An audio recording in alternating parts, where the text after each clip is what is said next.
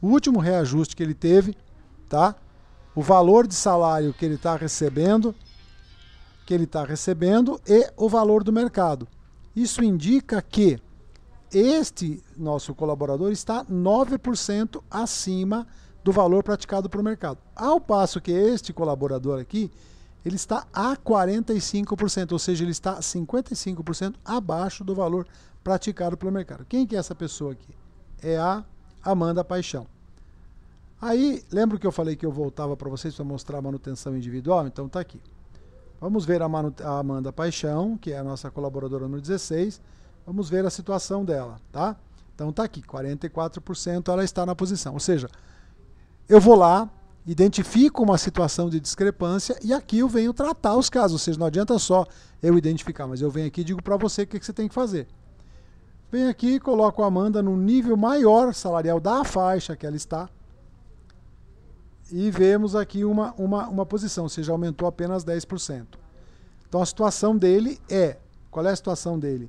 Ele precisa haver uma reclassificação desse cargo, porque mesmo que a gente não, obviamente que não queiramos correr o risco de perder essa colaboradora, né?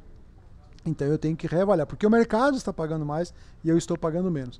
Posso incluir uma programação para ela, que vejam que é uma programação tanto vertical quanto horizontal, né? A programação que está inserida aqui para ela já é, ó, a partir de 2011-7, por enquadramento, ela vai para o cargo de diretor-geral, tabela para R$ 8.800. Atualmente ela está nessa tabela com esse valor.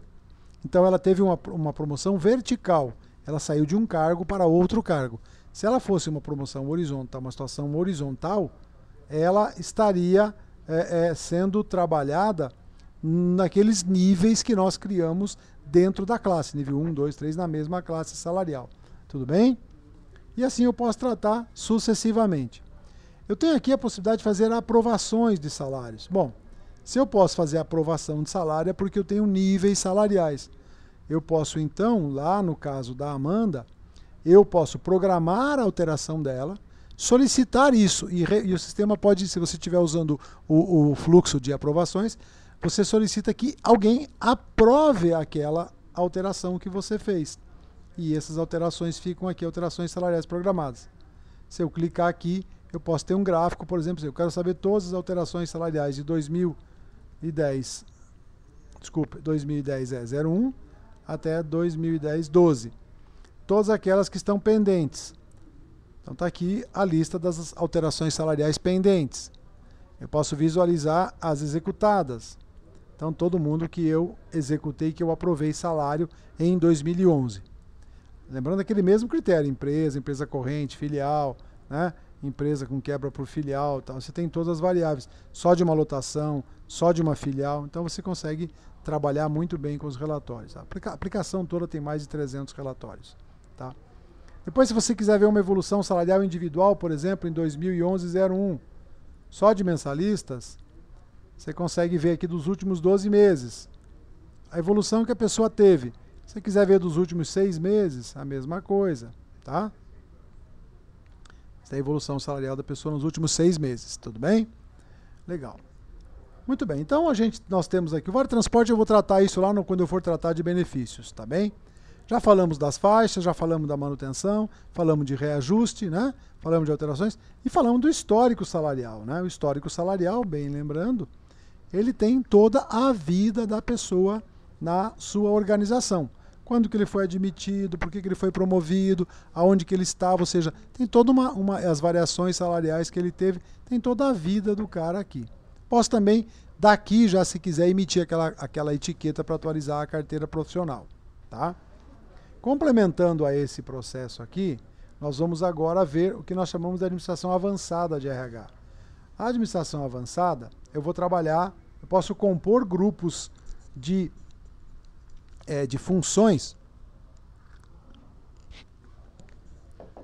que são, na verdade, competências que a gente tem. Eu posso criar vários grupos de competências que eu quero, definir um item só ou criar o meu grupo de competência e definir mais itens. Então, no meu conceito, o que é liderança no nível 1, no nível 2, no nível 3, no nível 4?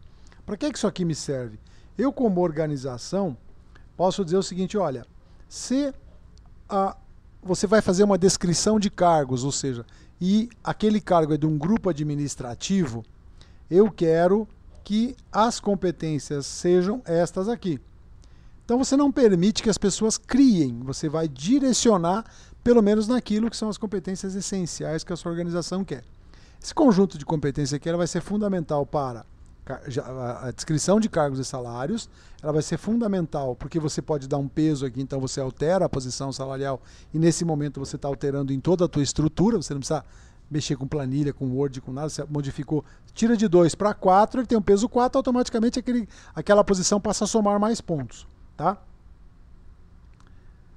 E você pode definir por famílias. Uma vez definidas essas competências por família, eu vou fazer a descrição desses cargos. Então eu vou pegar aqui o meu exemplo, meu amigo gerente de recursos humanos. Eu tenho uma descrição detalhada, uma descrição sumária, que você pode aqui, né, escrever mais coisas que você quer. As competências essenciais que a organização precisa, que são aquelas já definidas pela organização. Competências específicas, por exemplo, um cara de RH tem que ter o quê? Comunicação, falar inglês, ele precisa ter bom nível de negociação, enfim, coisas que você precisa conhecer legislação trabalhista, precisa ser formado, sei lá, psicologia, direito, qualquer coisa que você quiser. E aqui, se você for trabalhar com funções ou alguma, você vai trabalhar só com aquela função gerente. Descrição gerente é única, mas se o cara for gerente de RH, a descrição é essa que nós vamos ter aqui. Se o cara for gerente financeiro, vai ser essa aqui, tá? Você pode imprimir essa descrição. Também lembrando, você pode exportar isso, né, para Word, para Excel, para onde você bem desejar, tá? Ok? Muito bem. Aqui completamos essa fase. E depois nós entramos na fase de orçamento. O orçamento, né, ele pode ser tanto planejado quanto orçamento realizado. Critério de planejamento deste orçamento. Então eu disse que eu vou ter 31 pessoas, que vão me custar R$505 mil. Eu defini por empresa, por departamento e por tipo de pessoas. Então eu posso ter mensalistas, horistas. O nome é você que define, tá? Aqui não tem nenhuma, não é mandatório você usar mensalista, pode dizer o que você quiser chamar. E os parâmetros para a composição desse montante aqui de orçamento é INSS, terceiro, SAT, veja, plano de saúde, então eu estou pondo encargos, benefícios, o que você quiser colocar e por tipo de pessoa. Lembram quando eu disse lá, eu falei de tabelas e faixas salariais, que tinha o salário admissional do cargo, lembram? Então serve para isso aqui, ó. Se você for criar, você criou seu orçamento, existem funções vagas, você pode optar em trabalhar para fins orçamentários com o valor médio dos salários dos ocupantes da função no mesmo cargo ou salário inicial da faixa. E aqui os critérios como você quer gerar o orçamento, a partir de uma base, você quer digitar, você quer importar, você quer usar, por exemplo, a competência de 2008, 12 como padrão, você pode usar, tá? O realizado, ele busca da própria folha de pagamento. Então vejam só, aqui eu já tenho o orçamento, né?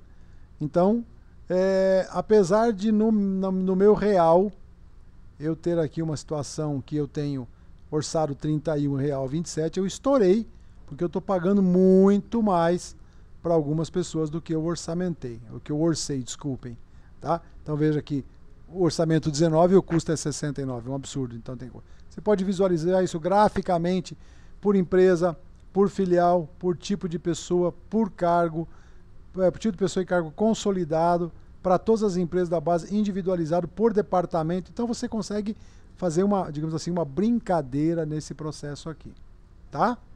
Ok, gente, essa então é a nossa gestão de cargos e salários.